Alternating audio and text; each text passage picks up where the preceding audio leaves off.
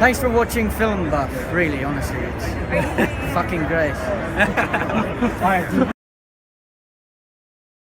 Oh, hello, how's it going, guys? My name is Im, Film Buff. Okay, man, it is finally time for Attack on Titan Season 3. This is pretty big because for the first time, I'm on the same season as everyone else. Now, of course, I'm still pretty far behind, have some catching up to do, but at least I'm in Season 3 after this, right? And I plan on watching the first 3 episodes, so that's exciting. Now, before I get into it, there's a few things, some updates. First of all, I need to thank all the amazing patrons. Thank you so much for the amazing support. Thank you for sticking around. I really do appreciate it. You guys are the real deal, and super happy I could still share the full-length reactions. Those are probably up, long before this goes up on YouTube. But again, like I've mentioned before, I cannot do early access anymore because it just doesn't make sense to do early access. It's not logical. It'd be strange to do early access for a season that is airing at the moment. And in terms of the next anime after Attack on Titan Season 3, the Patreon poll, that is, it already started. And I checked right before recording, and Death Note has built a bit of a lead on Full Metal Alchemist.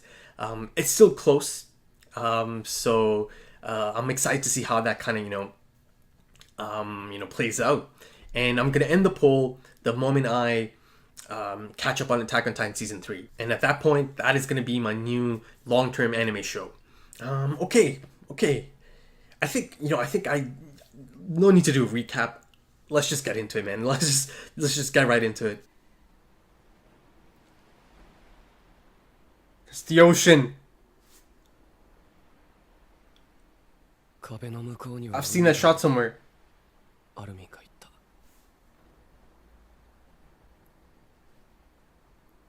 海の向こうには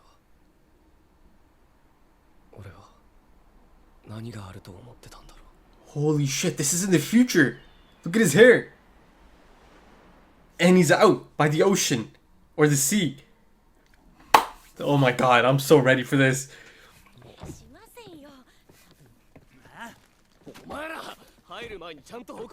The whole squad's together. Exactly, man. I love it. Whoa. The new Levi squad.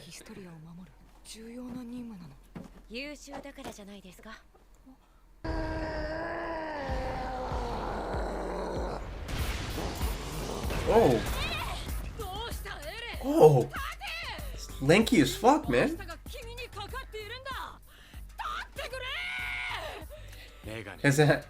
今度は様子が違うようだがもう10メートルもねえしところどころの肉も足りてねえ It's hanging out of the Titan. そしてエレンのケツが出ている Yeah. おいまた単独行動だぞ The gloomy brat.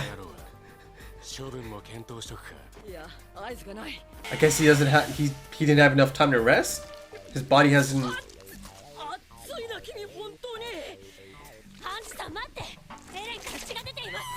Oh. Reaction though. とにかく彼女を連れてこい。彼女なら我々の知り得ない真相さえ知ることができるだろう。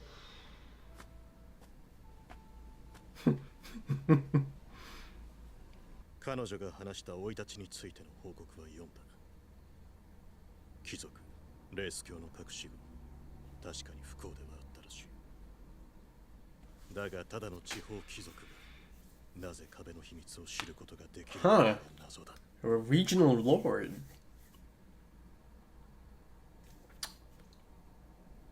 Pastor Nick.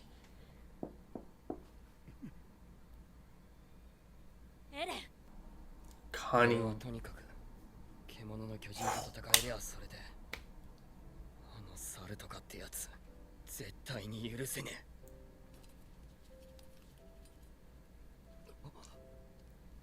えユミルを助けたいんじゃないのかでもあの時は許せないと思ったし助けたいとも思ったけど今は違う気がしているユミルは自分の生き方を自分で選んだ Yeah, もう私が何かする権利はないし。 that's a good point. It's a really good point. ごめん。もうみんなに優しくていい子のクリスタはいないの。いやなんかその方がいいんじゃね前は無理して顔作ってる感じで不自然で正直気持ち悪かったよ。 He saw through that, eh? そう。でも今のお前は別に普通だよ。ただのバカ正直な普通のやつだ。まあユミルのことはまた考えればいい。俺だってあいつにはいろいろ。そういえば俺は Oh shit, that was. 死んだんだよ。 Oh. 殺されたんだ。今朝トロストクの兵舎で。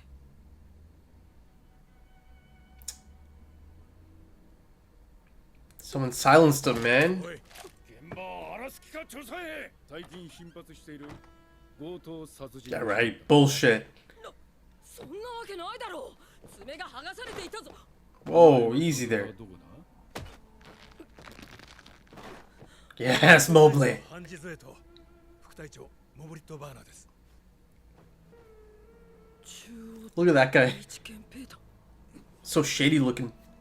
なぜ王都の憲兵がこんな最南端のトロストクに？そんなに不思議か。偉いとこの兵士さんにビビっちゃいました。握手させてください。そっか、強盗にあったのかニック。かわいそうに。でも彼は盗まれるようなものを。 She's feeling out the hands. 当然だ。貴様。でも私はニックのすべてを知 He's ってい got る red わけ hands. ではなかったということなのでしょう。おい、話せ。すいません、つい。では捜査の方をよろしくお願いします。そして強盗を捕らえた際はこうお伝えください。このやり方にはそれなりの正義と大義があったのかもしれないが、そんなこと私にとってどうでもいいことだ。悪党どもは必ず私の友人が受けた以上の苦痛をその身で生きながら体験することになるでしょう。ああ、かわいそうに。そうお伝えください。失礼します。喋るやつは1枚で喋るが、喋らねえやつは何枚剥がしたって同じだ。 Hmm. ニック夫妻、あいつはバカだったとは思うが、自分の信じるものを最後まで曲げることはなかったらしい。 Yeah. Good point, man. 全員撤収だ。ここは捨てる。 Ooh. 全ての痕跡を消せ。 Oh, shit, they're being hunted, man. 危ねえ。もう少し遅かったら俺たちどうなってたんだ。調査兵団の壁外調査を全面凍結。エレンとヒストリアを引き渡せってな。 Oh, shit, eh? それと私が手紙を受け取った直後、団長のところにも憲兵団が。まるで犯罪者扱いじゃないか。ハニさん、これユミルとベルトルトが話していたことで思い出したことがあって、話す時間がなかったんだよ。ここに。わかった。 Is this the beginning? 後で読ませてもらうよ。 Oh my god. 奴ら随分と素早いですね。それ鍛え方が違うからな、あのチビは。知り合いなんですか？古いな。 Guns? Fritz. さすが王様、気前いいですね。あるところにはあるってことだ。食い物で釣られると人間は弱い。少し国民の機嫌を取りすぎたのではないですかな。Oh. レイス卿。必要だ。ここでもう一度王家の求心力を上げておかなければ。それよりも力とその器だ。急がなければならない。いや、もうすぐ手に入るだろう。あれが動いている。 Is this Fritz? 気をつけろ。後ろだ。 Oh, they took him. アルムじゃなくてクリスタとエレンがまたさらわれてしまった。大丈夫か。Oh shit.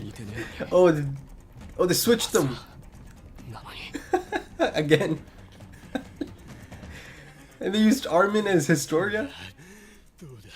Make...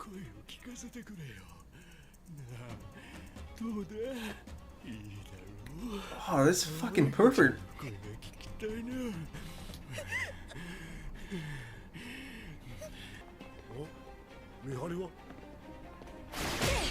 Yes.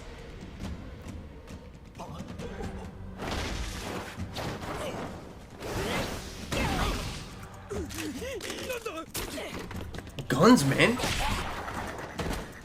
ニーファ、切り裂きケニーを知ってるか？都の大量殺人鬼ですか？憲兵が100人以上も喉を裂かれたという。でも何年か前に流行った都市伝説ですよね。そいつはいる。すべて本当だ。え？ガキの頃、奴と暮らした時期がある。見晴らしのいい鷹だ。Oh my god. ニーファ！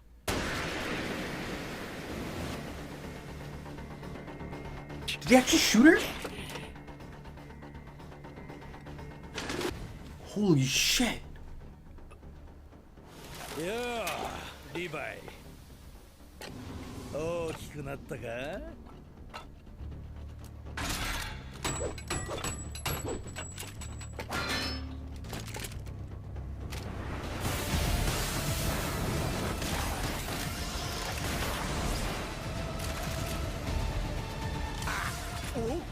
おめえもあんまり変わってねえな。All right, man. Season 3, episode 1. It's on. Oh man, it feels so good to actually be, in season 3 to, finally get it started. Like I said, the plan is to check out 3 episodes today. It still might take me some time to be fully caught up, but it's a great feeling, man, to finally get to the season that's airing at the moment.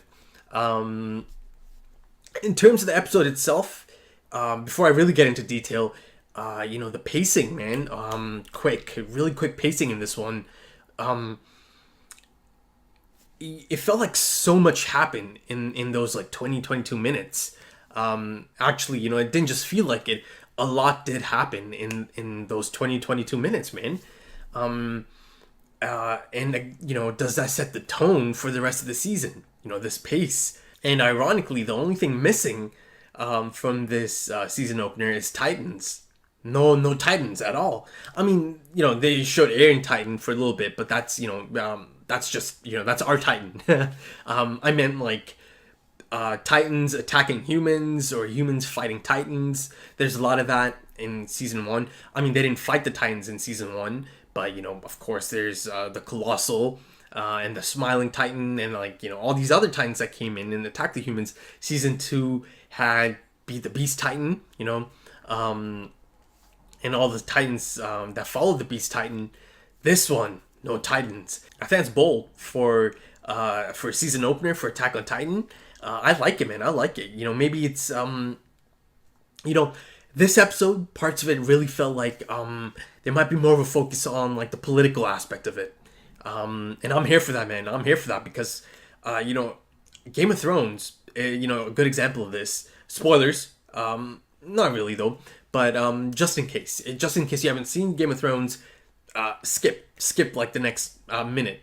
One of my favorite locations in Game of Thrones is King's Landing, mainly because of the political aspect and, like the game being played down there. There's these ambitious characters that make these moves, it's kind of like a chess game down there. And there's so many players there, right? So the political aspect is really exciting to me. And it feels like, now I've only seen like the first episode so far, but it does feel like they're focusing a bit more on that. And I'm here for that, man. I've seen a lot of Titans in the first 2 seasons, and that was great. But it does kind of feel like there might be a different tone to this season, especially if you look at the opening as well. And I don't mind that, man. Let's start getting into the juicy stuff, man. Let's start getting into these players behind the scene, right? People pulling the strings. the higher ups. You know, last season they introduced the Beast Titan in the season opener, and this season they introduced this Kenny the Ripper. And you know, from the looks of it, he might be just as dangerous as any, you know, intelligent Titan. You know, because this guy's out here and he's not messing around, man. He's killing people on sight. He killed Nifa, I believe that was her name. She got, you know, headshot. She's gone. The guy with the goggles from Hanji squad, he's gone, right? All right, so Kenny, it's clear that, you know, him and Levi have some history. Throughout the episode, they kept giving us information. They kept confirming that, you know, yes, indeed, they have a past. In the opening, they showed young Levi. They showed a younger Kenny. He looked a little bit younger. He didn't have the facial hair. You know, and later on, close to the end of the episode, as he's telling Nifa, I think that's her name, right? He confirms to her that, yes, he used to stay with him as a kid. And it's not just Kenny, man. There's like a full-on army of them. All of them are outfitted, you know, with this new ODM gear. You know, so they're definitely being backed by someone like a major player. More on that a little bit later, you know, once I get into it. So there's some gamesmanship going on here. You know, it appears that Kenny sent these amateurs to kidnap Historia and Eren, right? You know, but then Levi decides to pull the switch, right? Sends in Jean and Armin as Historia. By the way, that makes complete sense. You know, I've noticed before that Armin looks like he could be Historia's twin. So, you know, they actually used him for that purpose. Unfortunately, he kind of got felt up, you know, he kind of got molested. That was a little bit unfortunate. But back to my original point, I feel like Kenny anticipated this. So, you know, he sent out like an amateur squad, and then, you know, they grabbed the decoys, right? And Kenny and his people, it seems that they were following the other buggy, right? You know, and as Levi's up there, you can see he's not, he's not convinced just yet. He knows something's off. You know, as he's up there, he's thinking of how a trailing group could potentially approach this, right? You know, and the moment it clicks for Levi, you know, it's already too late. He's already up there. And I don't think this is just a coincidence that, you know, Levi is, you know, piecing it together, and that's exactly how it plays out. You know, they established throughout this episode that Levi has spent time with this guy, Kenny. So it's, you know, totally possible that he picked up a few things from him. And man, I saw something really rare, something unique. I saw Levi rattled, man. You see the look on his face? The only time I've seen that look on his face is in No Regrets. But he snaps out of it quick, and he's ready, man. He's ready for the fight. So that, you know, it sets up episode 2 nicely. Okay, let's really dig in now, man. Let's go to the top of the episode. The opening scene might just be the most exciting part of this episode, man, because of the implications of this scene. Okay, so it's out of sequence. It's most definitely in the future.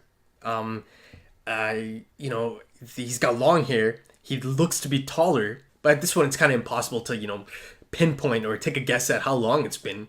For all I know, this could be really far down the line, right? Maybe season 4, or could it be this season? Now, if I, you know, based on the pacing of this first episode, you know, there's good signs that this actually could happen, or this could be a scene from this season. It would probably have to be closer to the end of the season, I'd say, if indeed it ends up being this season.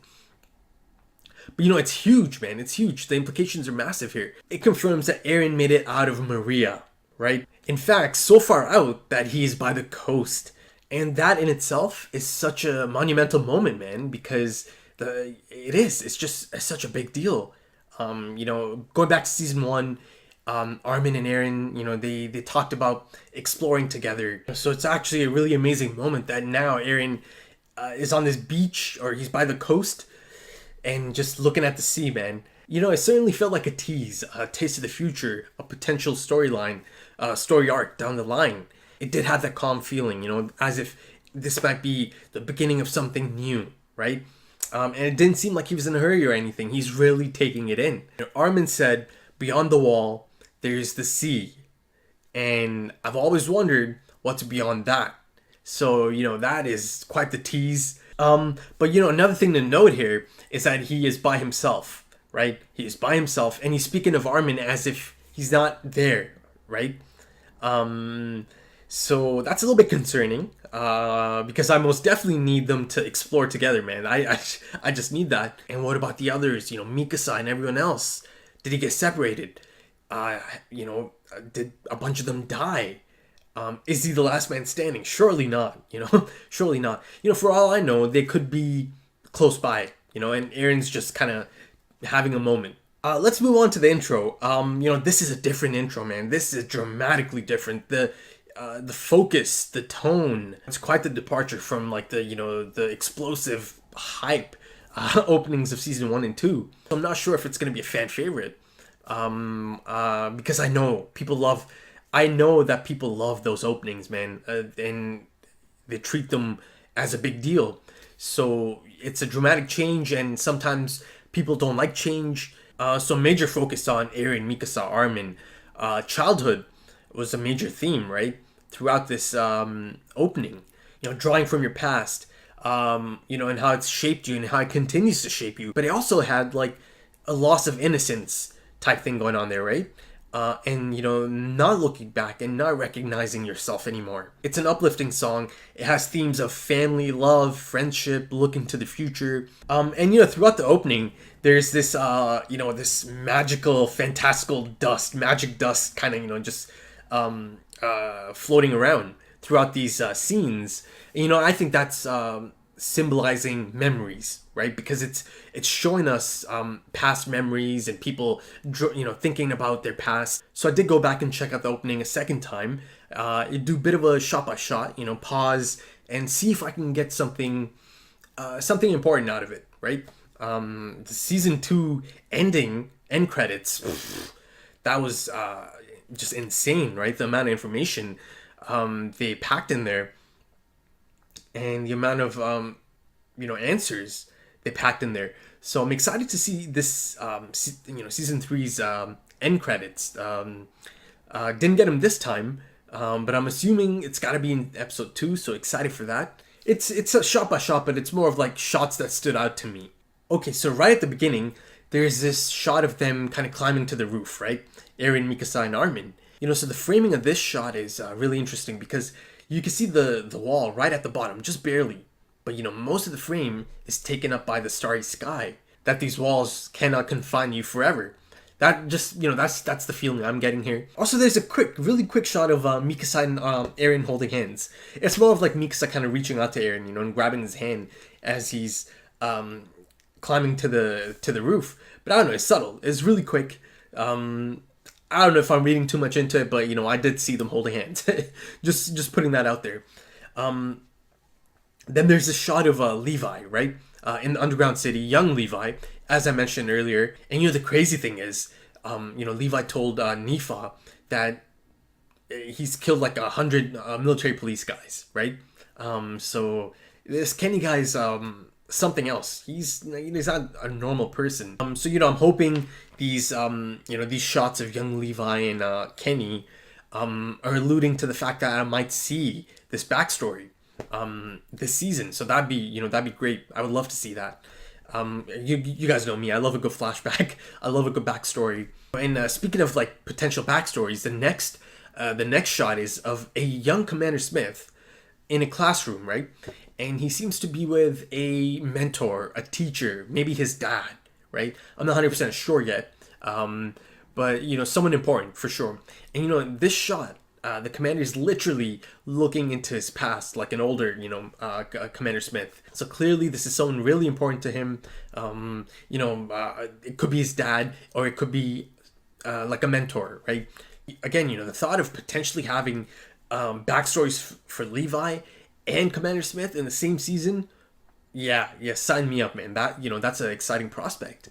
Now I know, you know, I got some backstory in No Regrets, but, you know, this is like young kid Levi. Going back to young Commander Smith in that classroom, and that man, the moment I saw, you know, the glasses, the beard, it took me back to the season 2 finale.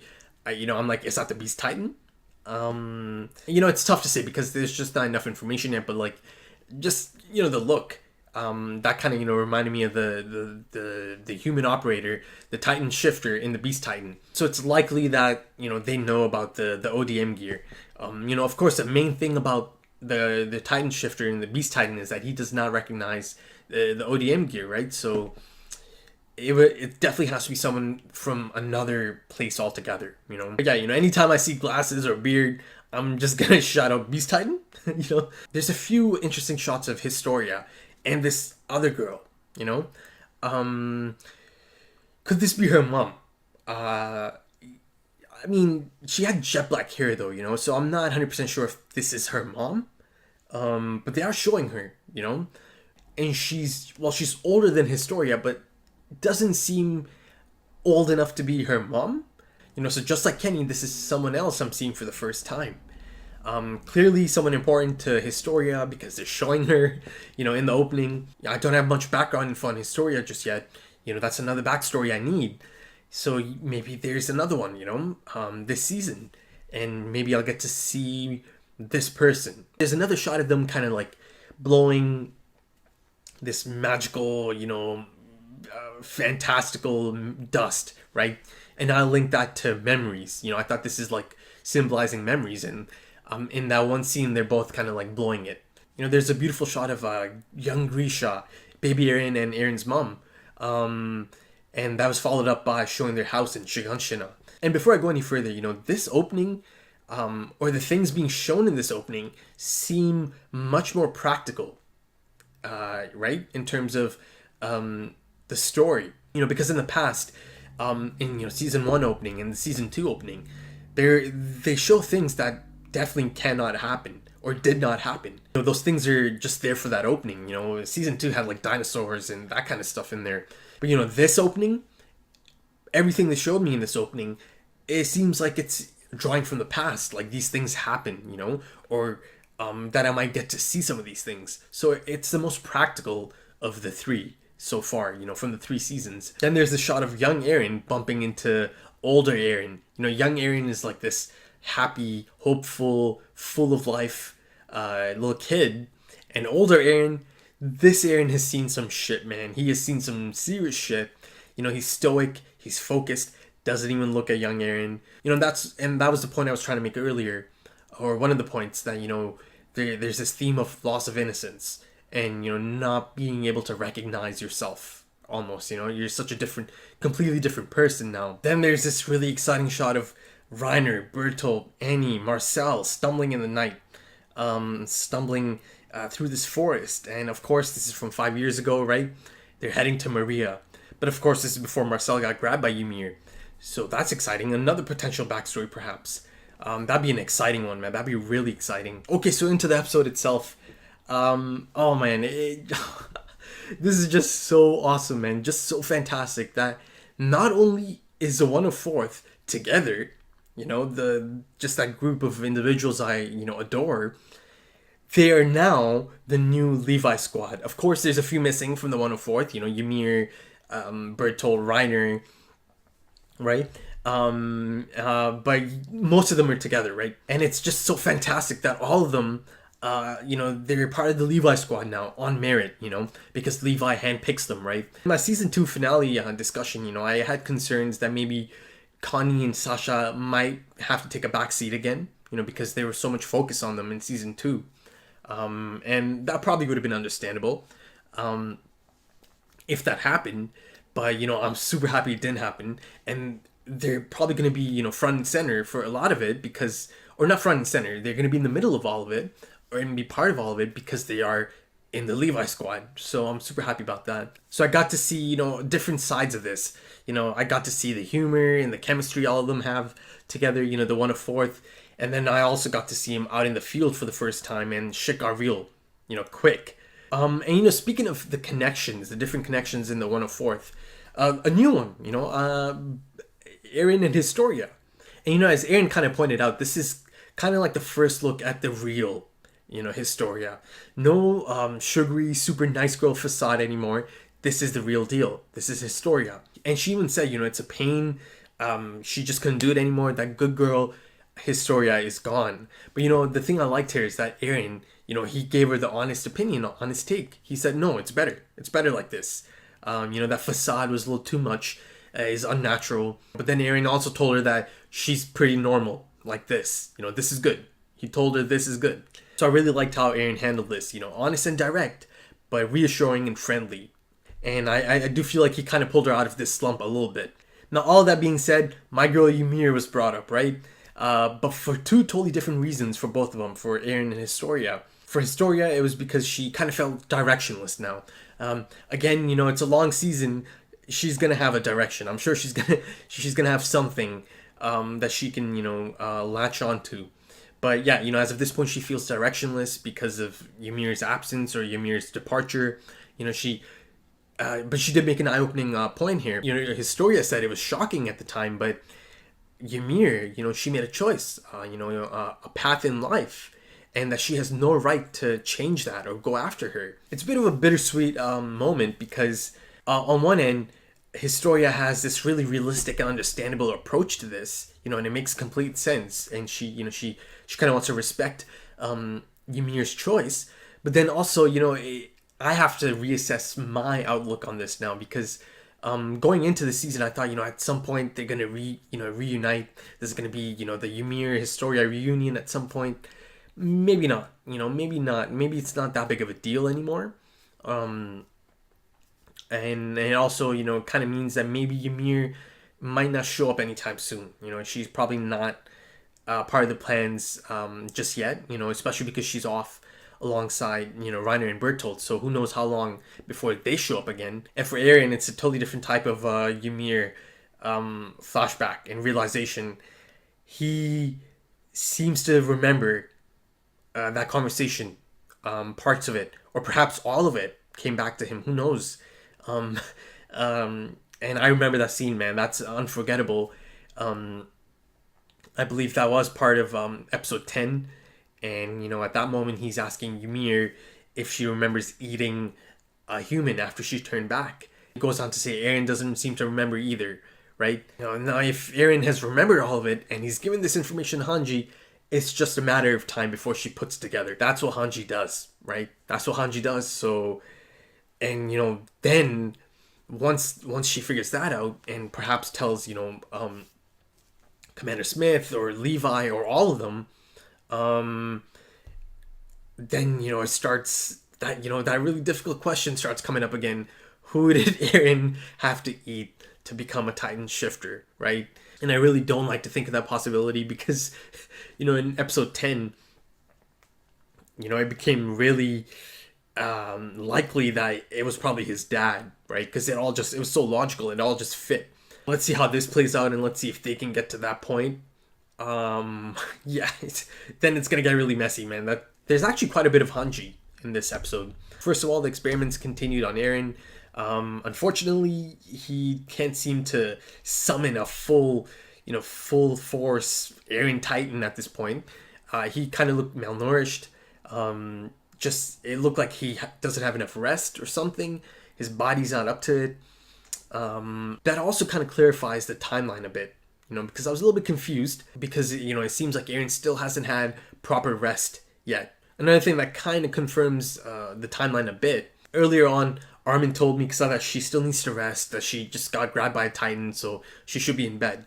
So it appears that it's only been days, but long enough that they had time to, relocate and make this cabin the HQ, right?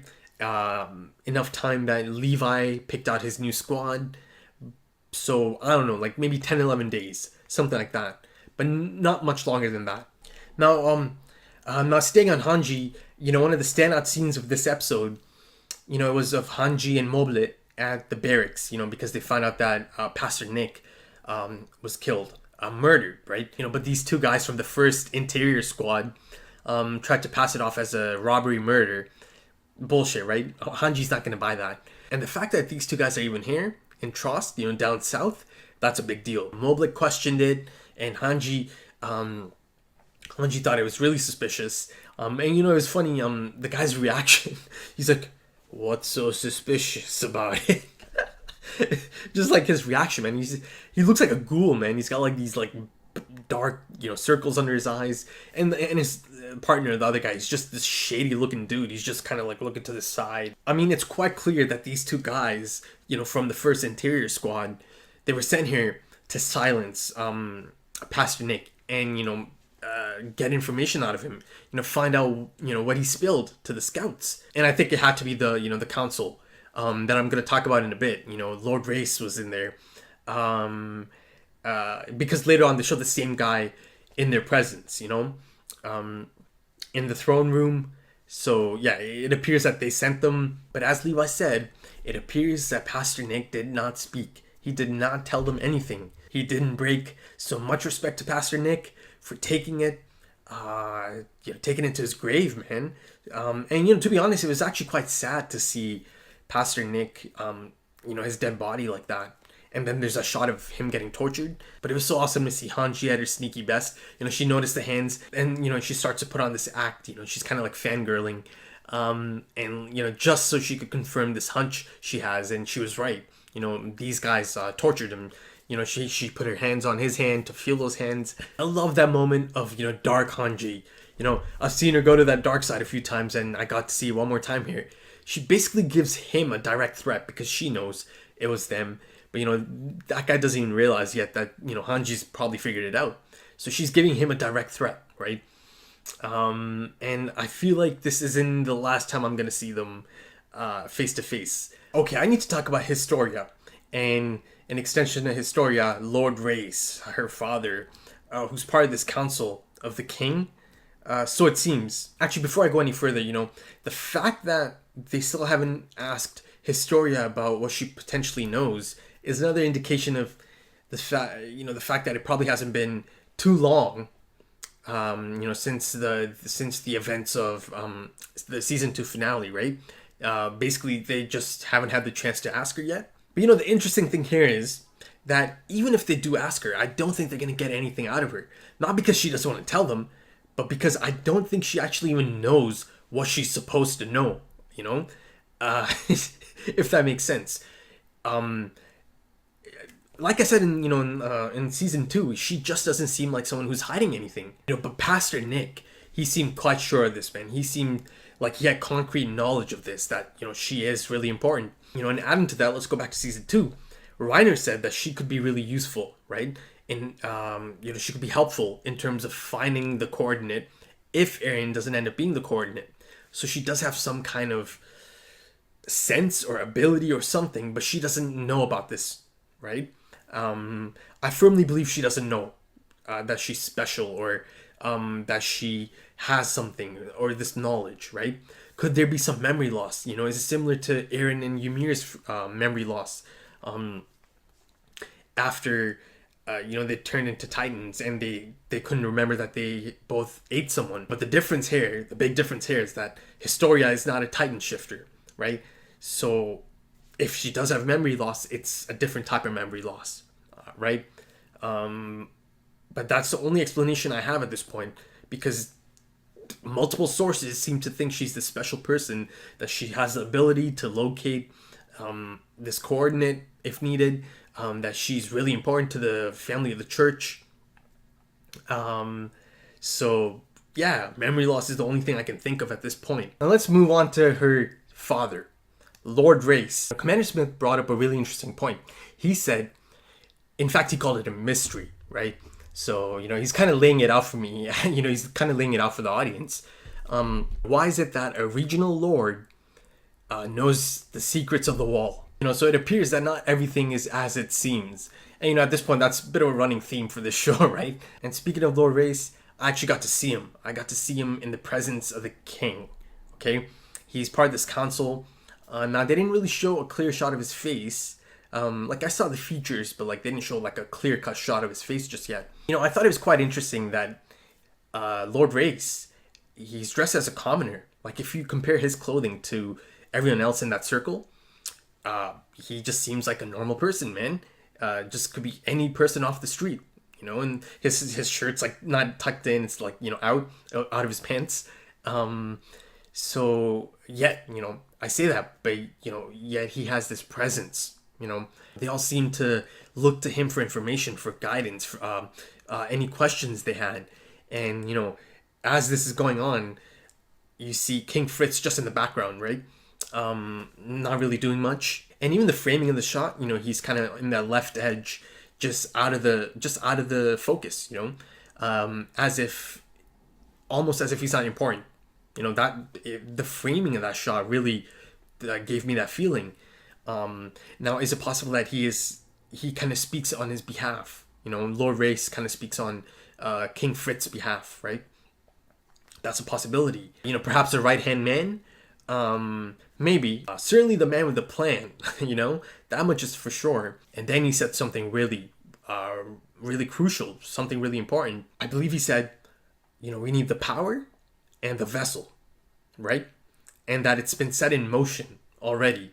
And I believe by saying that, he meant that Kenny is out there. And earlier on, I was talking about, you know, Kenny and these people are being backed. Like, they're being backed properly. I think it's them. I think it's his council, or it's Lord Race through the king, or it's maybe Lord Race himself, right? Okay, let's break it down. So he's mentioning two things here. Now, in terms of the power, I think that simply has to be the coordinate. I think that's what he means by, you know, power.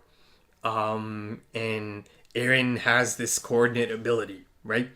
And the running theme of this episode is that they're really stepping out and trying to get Eren and Historia, right? So much so that there's been like a ban on all scout activity, right? And they're actually being hunted. The scouts are actually being hunted, and Commander Smith actually got taken by the military police. So they're really stepping out now. But then the question becomes about the vessel, right? Now, is it possible that applies to Eren as well? Is that just one person, right? Could Eren be both of those things?